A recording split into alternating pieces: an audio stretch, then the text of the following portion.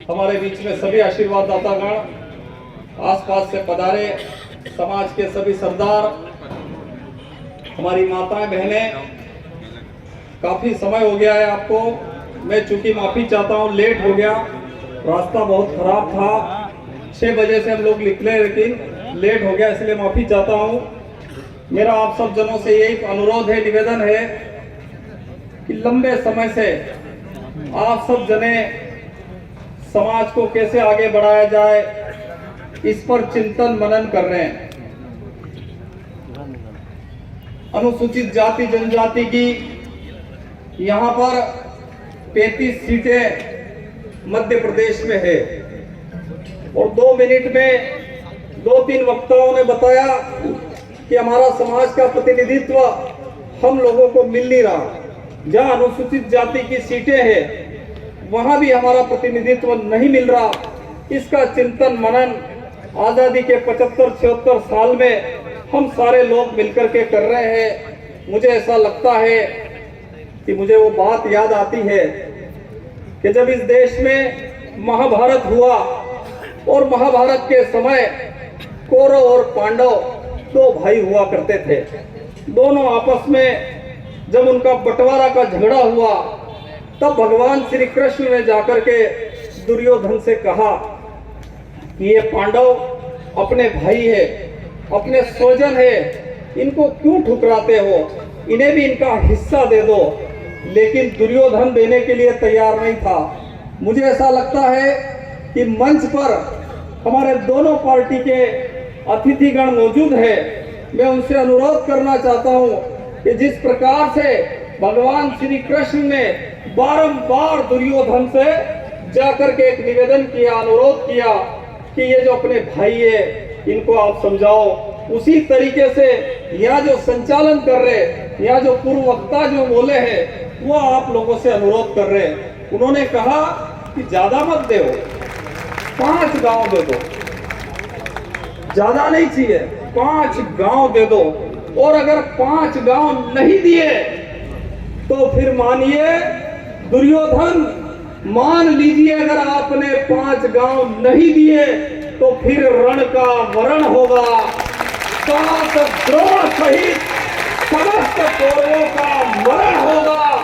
तोड़ जंगा दुर्योधन की, तोड़ जंगा दुर्योधन की, पूरे हस्तिनापुर का प्रण होगा।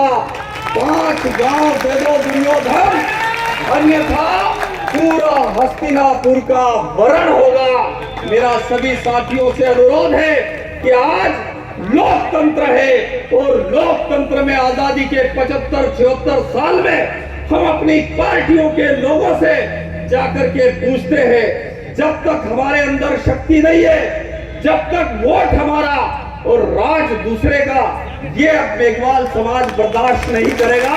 मेरा सभी युवा साथियों से, माताओं बहनों से अनुरोध है, निवेदन है कि हम सब लोग पूरी शक्ति के साथ इस लड़ाई को लड़े, अन्यथा हम उस बात के लिए भी तैयार हो जाए किसी भी पार्टी की रोटियां हमारे घर पे नहीं आ रही है, हम सब लोग पूरी शक्ति के साथ चल जाए। दूसरा एक और यहाँ विषय यहाँ पर दिया है कि बाबा रामदेव जी, चूंकि मैं भी मल्हारगढ़ विधानसभा क्षेत्र से बाबा रामदेव जी की 650 किलोमीटर की पद यात्रा पैदल जाकर के वहां आया।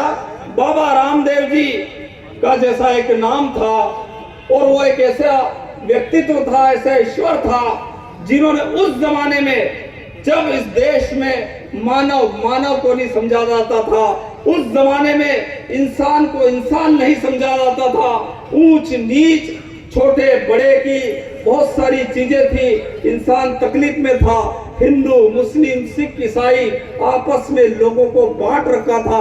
ऐसे समय बाबा रामदेव जी का जन्म हुआ और इस देश में मानव जाति को एकत्रित करने के लिए जिस प्रकार से संत रविदास जी ने मानवता के लिए काम किया, जिस प्रकार से गौतम बुद्ध ने मानवता के लिए काम किया, महावीर ने मानवता के लिए काम किया, महात्मा गांधी ने मानवता के लिए काम किया, उसी तरीके से बाबा साहब अम्बेडकर ने मानवता, समता, मूलक, शोषण विहीन समाज की स्थापना के लिए उन्होंने इस देश का संविधान हम लोगों को दिया।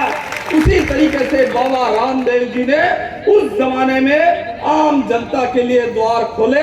मुझे उम्मीद है कि आज करोड़ों लोग बाबा रामदेव जी के दर्शन के लिए पैदल पैदल जाकर के चलते हैं। उनका उद्देश्य ये था कि पैदल पैदल तो चलना है, लेकिन उनके पद चिन्हों पे भी चलना है, जैसा बाबा रामदेव जी सोचते थे।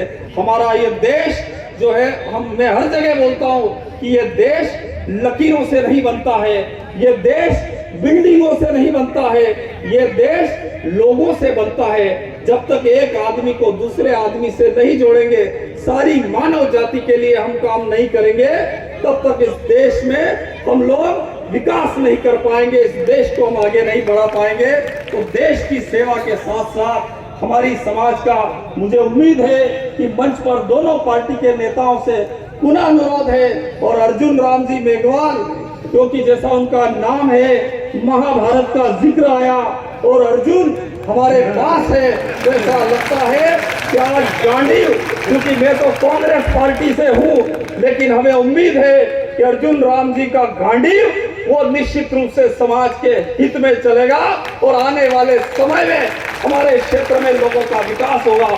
इन्हीं शुभकामनाओं के साथ, समय कम है क्योंकि हमारे बड़े जो नेताओं को हमको सुनना, उनका मार्गदर्शन लेना, इन्हीं शुभकामनाओं के साथ जय हिंद, जय भीम, जय रविदास जी, जय बाबा रामदेव जी। बहुत बहुत